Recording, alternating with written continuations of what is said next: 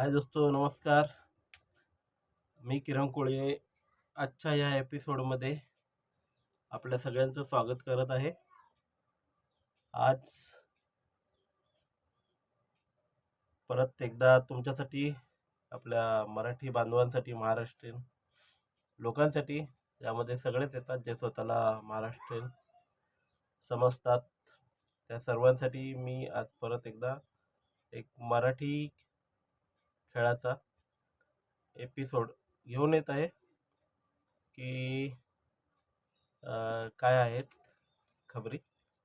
तर आजच्या या एपिसोडमध्ये मी सांगणार आहे की जे वुमन्स IPL चालू झालेलं आहे त्याविषयी, आणखी जे आपले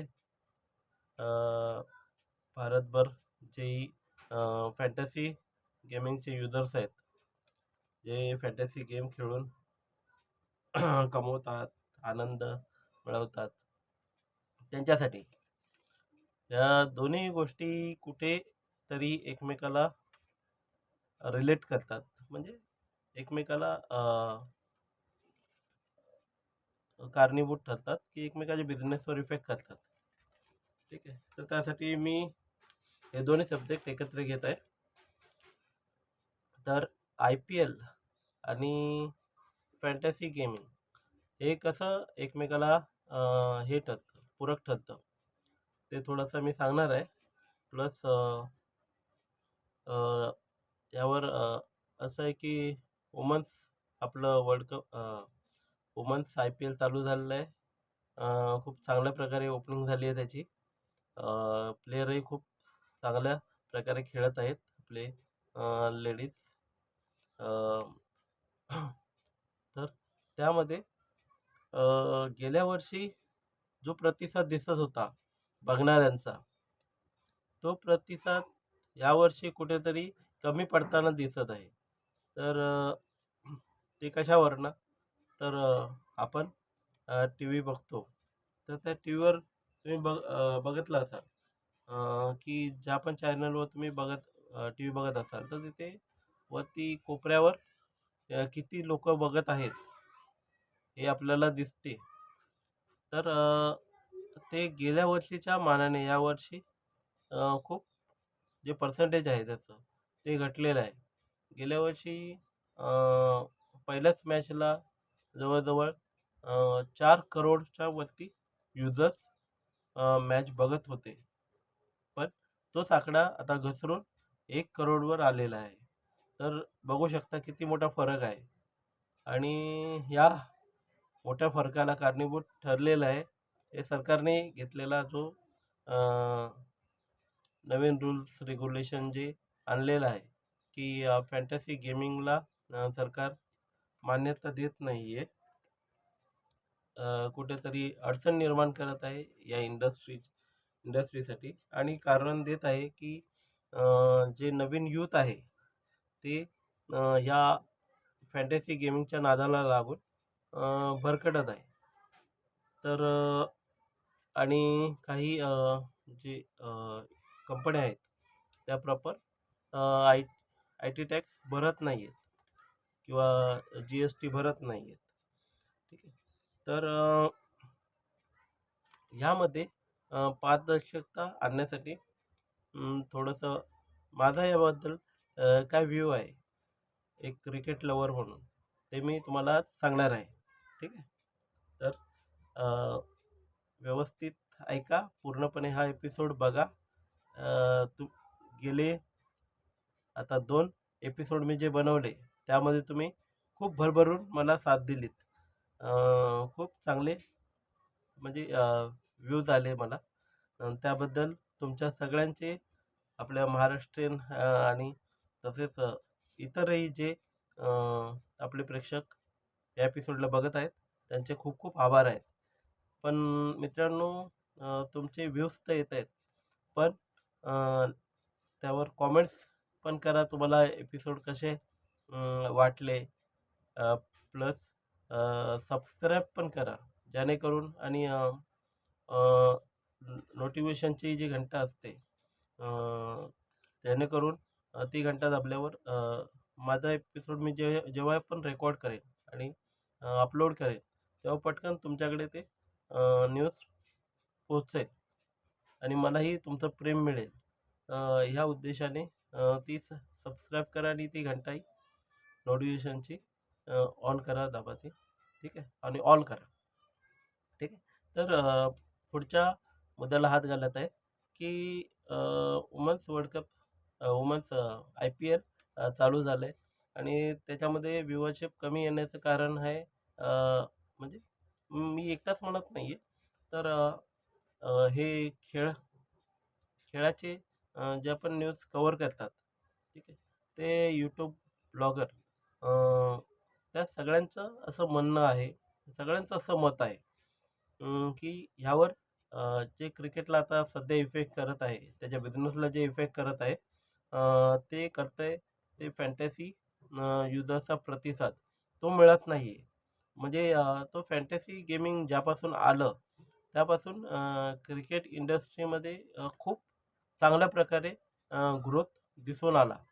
म्हणजे जिथे पहिले 50%च लोक बघत होते, तिथे पुढे जाऊन जेव्हापासून ही इंडस्ट्री नावाजली, की फॅन्टसी गेमिंग आलं हे आपल्यासमोर, तेव्हापासून लोक खेळाडूंना जाणू लागले की कोण खेळाडू कसा आहे, कशा प्रकारे खेळतो. कारण लोकांना तिथे पैसे कमवण्याचं माध्यम दिसत होतं. ते पण लोकांचं पण बरोबर आहे. लोकशाही आहे आपल्या भारतामध्ये. तर आणि मोठ्या प्रमाणावर गरिबी पण आहे. ठीक आहे. तर सरकार त्या गरिबीवर काम करतंय, नाही करतंय, हे तर लोकांचे व्ह्यूज अलग-अलग आहेत. व्ह्यूज पण लो लोकांना काय आवडतं? ठीक आहे. प्रेक्षकांना आपल्या काय आवडतं किंवा नागरिकांना काय आवडतं? तेच त्यावर सरकारने भर दिले पाहिजे. अ, काही लोकांचे म्हणजे प्रतिसाद चांगले येतात, काही जणांचे नकारात्मक सुद्धा येतात. पण त्यासाठी एक हे केलं पाहिजे की भलं म्हणजे जास्तीत जास्त रोजगार जर मिळत असेल एखाद्या इंडस्ट्रीमधून, तर त्या इंडस्ट्रीला असं अचानक बंद नाही केलं पाहिजे. का प्रत्येक गोष्टीमुळे प्रत्येक गोष्टीचे चांगले वाईट परिणाम हे होतच असतात. मी काही फॅन्टसी गेमिंगला सपोर्ट करतोय याच्यातली पण गोष्ट नाही. पण प्रत्येक गोष्टीचं प्लस मायनस हे असतंच. तर त्या हेतूने की प्रत्येक गोष्ट म्हणजे अशी बंद नाही केली पाहिजे. त्याचे चांगले वाईट परिणाम दिसून येतात. आता ज्यापासून तुम्ही जर फॅन्टसी गेमिंग युजर्स आहात किंवा नाही आहात, हे माहीत नाही. पण ज्यापासून हे फॅन्टसी गेमिंग ॲप बंद झालेले आहेत. मी कोणाचं प्रमोशन नाही करणार, कोणाचं नाव नाही घेणार. तुम्हाला माहिती आहे की कुठल्या-कुठल्या ॲपवर हे फॅन्टसी गेमिंग खेळलं जातं. तर ह्या जे कंपनी हे ॲप चालवत होते,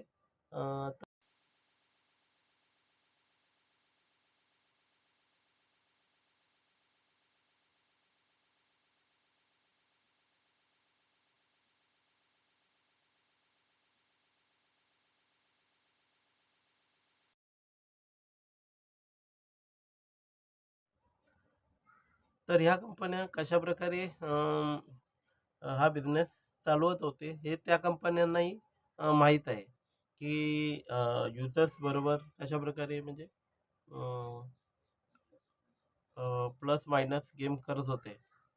हे कंपन्यांना चांगल्या प्रकारे माहिती आहे आणि युजर्सला पण माहिती आहे. तरी पण युजर्स त्या ॲपवर खेळत होते. कारण त्यांना त्या माध्यमातून एक रोजगार दिसत होता. कमवण्याचं साधन दिसत होतं. कारण भारतामध्ये बहुतेक ठिकाणी रोजगाराची कमी आहे. जास्त करून ग्रामीण भागात तर खूप रोजगाराची कमी आहे. ग्रामीण भागातील लोकांना जे शिकलेले आहेत त्यांनाही रोजगार नाही आहे. लोकांना कमवण्यासाठी सिटी म्हणजे शहराकडे यावं लागत आहे घर सोडून. इकडे भाड्याने घर घेऊन राहावं लागत आहे. तर त्यांना कुठेतरी या माध्यमातून राहत्या जागेवरनं जो रोजगार मिळतोय, की सगळ्यांनाच आपल्याला माहिती आहे, की सगळ्यांनाच भारतामध्ये क्रिकेट हे आवडतं. अ, ते बोललं ना क्रिकेटर्सना बहुतेक जण देवाप्रमाणे मान्यता देतात. खूप पुजतात त्यांना. खूप लाईक करतात. तर क्रिकेट हा खेळ खूप उंचावलेला आहे भारतामध्ये. तर ह्या इंडस्ट्रीला जर पुढे वाढवायचं असेल, तर त्या रिलेटेड ज्याही गोष्टी भविष्यामध्ये येत असतील, अपडेट होत असतील किंवा त्या रिलेटेड काही इंडस्ट्री नावाजल्या येत असतील किंवा उद्योग जे वाढत असतील, तर त्यांना सरकारने असे एकाएकी बंद न करता त्यावर रूल्स रेग्युलेशन आणा. पण त्या इंडस्ट्रीला पाठिंबा द्या आणि रोजगार त्या माध्यमातून कसा काय चांगल्या प्रकारे जनरेट करता येईल यावर अ, लक्ष केंद्रित करा. कारण हे एक चांगलं माध्यम आहे की ते की तुम्हाला डायरेक्ट तर तुम्ही जर रोजगार देऊ शकत नसाल तर हे हे इनडायरेक्ट एक माध्यम आहे फॅन्टसी आहे, की त्या माध्यमातून लोकांना काही पैसे कमवता येत आहेत. पण ह्या कंपन्या कशाप्रकारे काम करतायत, ठीक आहे. युजर्सला जे कशाप्रकारे खेळवलं जातंय ते त्याच्यामध्ये किती सत्यता आहे, किती फ्रॉड होतंय, ह्यावर सरकारचं नक्कीच लक्ष असलं पाहिजे आणि त्याबद्दल सरकारने काही संस्था यांच्यावर लक्ष देण्यासाठी ठेवलंच पाहिजे. त्यामध्ये काहीच वाद नाही. त्यामध्ये मी सरकारच्या बरोबर आहे. जे सरकारने जे कुठेतरी त्यांच्यावर बंदिश आणली आहे ते एका प्रकारे बरोबरच मानतो. पण एकाएकी या इंडस्ट्रीला पूर्णपणे बंद नाही केलं पाहिजे.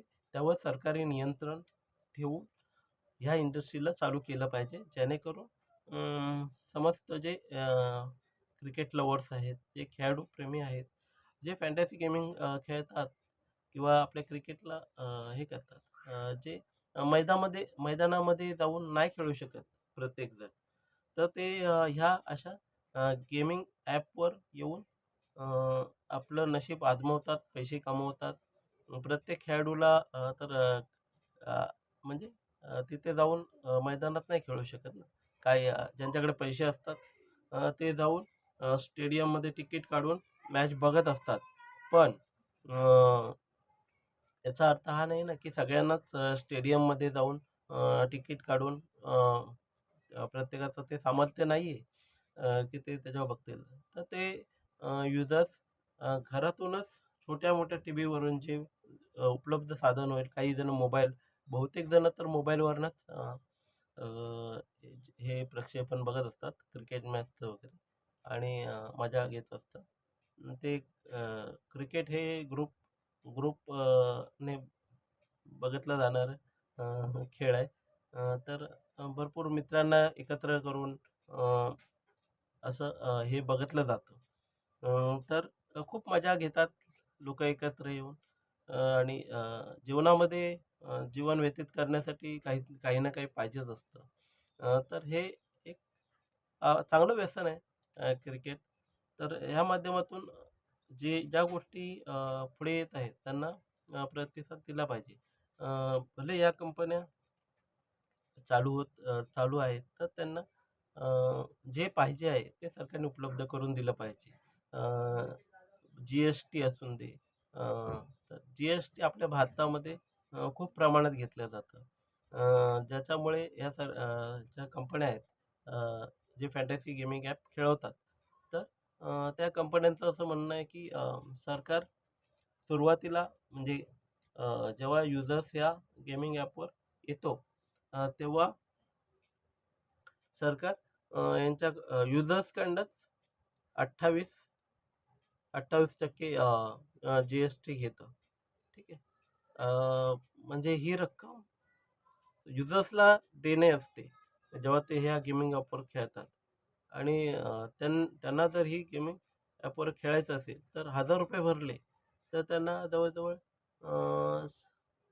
₹780 किंवा ₹720 असे खेळायला त्यांना बॅलन्स मिळणार. पण त्यामुळे युजर्स कमी होऊ शकतात. या भीतीने हे गेमिंग ॲप्स त्यांना पूर्णपणे 100% खेळण्यासाठी ती रक्कम उपलब्ध करून देतात. म्हणजे ती काही रक्कम ही डायरेक्ट तुम्ही म्हणजे 780 किंवा 720 जी रक्कम आहे ती डायरेक्ट प्लेइंग अमाउंट म्हणून दाखवतात आणि बाकीचे जे ₹200 जे कापले जातात जी-एस-टीच्या स्वरूपात ते बोनस म्हणून अ, खेळायला दिले जाते.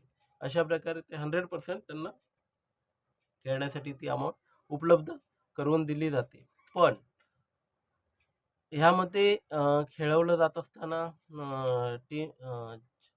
त्या कंपन्या आहेत, फॅन्टसी कंपन्या.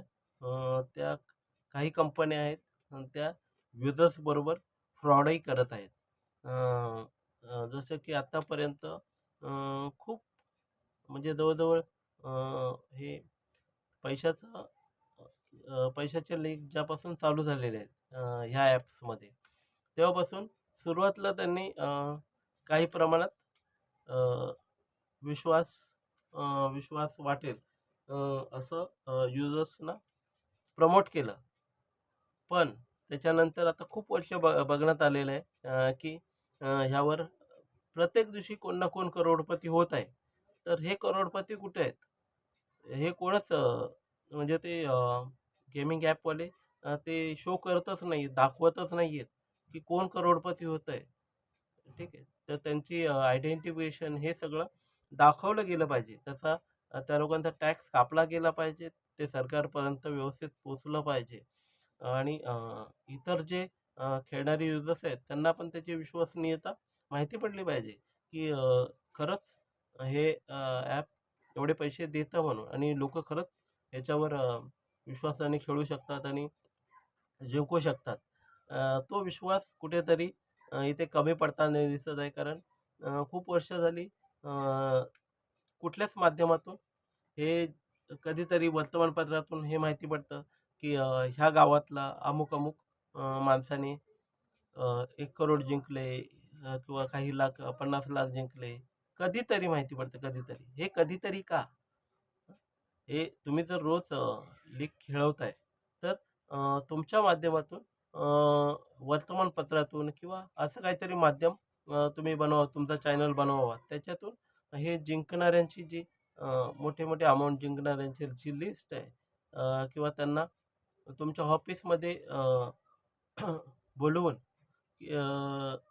त्यांच्याकडनंच की ते लोकं कसे खेळले, त्यांचा एक इंटरव्ह्यू हे केला जावा आणि त्यांना ते प्राइज त्यानंतर दिले जावे.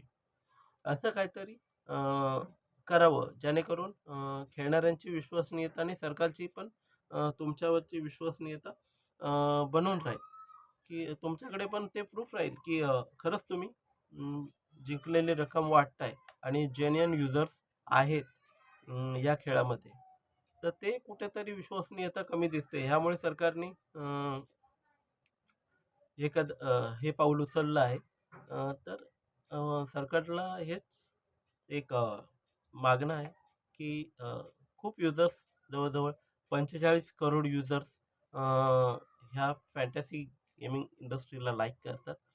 तर आणि त्यातून रोजगारही स्वतःचा निर्माण करून घेत आहेत. तर सरकारला विनंती आहे, की हा जो रोजगार आहे किंवा हे जे ॲप आहे त्याचा बिझनेस सरकारने बंद नाही करावा. परत तुम्ही जो जी-एस-टी आकारता आहेत सुरुवातीलाच तो जी-एस-टी कॅन्सल करावा आणि तुम्हाला जर जी-एस-टी आकारायचा असेलच तर जे विनिंग अमाउंट आहे, ठीक आहे. विनिंग अमाउंट आहे त्याच्यावर आकारला जावा. ते पण जास्त प्रमाणात नाही. म्हणजे अ, ठीक आहे 30% ठीक आहे. ते पण खूप झालं. बाहेरगावी तर तेवढं पण घेतलं जात नाही. आता बाहेरगावचे देश कसे एवढे पुढे गेलेत भारतापेक्षा? दुबईचंच उदाहरण घेतलं तर तिकडे काही टॅक्स घेतलाच जात नाही. बघू शकता, माहिती काढू शकता. त्यामुळे तिकडे इंडस्ट्र्या खूप ग्रो करत आहेत. बाहेरगावी जाऊन कंपन्या एस्टॅब्लिश होत आहेत आणि भारतातून पण भरपूर लोकं बाहेरगावी पलायन करत आहेत. त्यामागचं हेच उदाहरण आहे, की भारतामध्ये जर कोणी 1 करोड प्रॉफिट करत असेल, तर त्याच्यातले त्यांच्या हाताला येतात ते फक्त 35 ते 40 लाख. बाकीचं हे जी-एस-टी, सी-एस-टी, इन्कम टॅक्स ह्याच्यामध्येच कट होऊन जातं. तर माणूस काय म्हणून भारतामध्ये राहील? आपण भारत माझा देश आहे म्हणतो, पण ह्याच भारतातल्या नागरिकांबरोबर जर असं होत असेल, त्यांच्या प्रॉफिटवर एवढा एवढी कुऱ्हाडी येत असेल, तर का माणूस भारतामध्ये राहील? हे सरकारने तरी उत्तर द्यावं. सरकारला ह्याचं कळलं पाहिजे, की नुसतं जी-एस-टीच्या नावाने किंवा ह्याच्या नावाने लोकांची लूट नाही झाली पाहिजे. अ, विकास होतोय हे मान्य करतो आम्ही. पण विकास फक्त हे अशा प्रकारे जी-एस-टीच्या माध्यमातून लूट करून किंवा चुकीचा मेसेज देऊन हे झालेला विकास हा कोणाला मान्य असेल? हे तुम्हाला पण कळलं पाहिजे सरकार. तर त्या माध्यमातून तुम्ही थोडंसं लक्ष देऊन एक संस्था त्यावर नियंत्रित करून हे जो उद्योग आहे फॅन्टसी गेमिंगचा त्याला तुम्ही प्राधान्य दिलं पाहिजे आणि ते लोकांना परत त्याचा फायदा मिळावा याकडे तुम्ही जरा लक्ष दिलं पाहिजे. हे एक आमच्या ज्या व्ह्युअर्सकडनं सगळ्यांकडनं ही मागणी आहे. तर प्लीज आणि प्लीज सगळ्यांकडनं ही एक मागणी करतो आणि एक हे करतो म्हणजे अ, तुम्ही आणा या गेमिंगला परत जेणेकरून तुम्हाला परत तो सपोर्ट मिळेल आणि ह्या गेमिंगला परत सपोर्ट मिळेल आणि आता क्रिकेटमध्ये जो सपोर्ट आपल्याला कमी दिसतोय म्हणजे जे युजर्स कमी झालेत ते परत ह्या गेमकडे बघण्यासाठी परत रिटर्न येतील. हे एक आश्वासन आहे. तुम्ही चालू करूनच बघा आणि त्याच्यामध्ये किती फरक येतोय हे तुम्हाला दिसून येईल. आता जो IPL चालू आहे, भले ते वुमन्सचं आहे, पण ते लोकं बघतायत. ज्या वुमन्स क्रिकेटला पहिले लोकं बघत नव्हते, तेही बघायला लागले होते ह्या माध्यमातून. तर प्राधान्य दिलं पाहिजे आपल्याला वुमन्स क्रिकेटला पण आणि इतर क्रिकेटला पण. मेन्स क्रिकेट तर ऑलरेडी फेमस आहे. पण इतर पण गेम त्याच्याबरोबर फेमस झाले पाहिजे. त्यामध्ये फॅन्टसीमध्ये काही फक्त क्रिकेटच खेळवलं जात नाही, कबड्डी खेळवलं जातंय, हॉकी खेळवलं जातंय. तर ह्या सगळ्या जे गेम्स आहेत त्यांना प्राधान्य कसं मिळेल? तर ह्या गेमच्या फॅन्टसी च्या माध्यमातून जर त्यांना प्राधान्य मिळत आहे, प्रत्येक खेळाडू जो खेळतोय त्यांना नाव मिळत आहे, त्यांना काही मदत मिळत आहे ह्या माध्यमातून, तर काय वाईट आहे?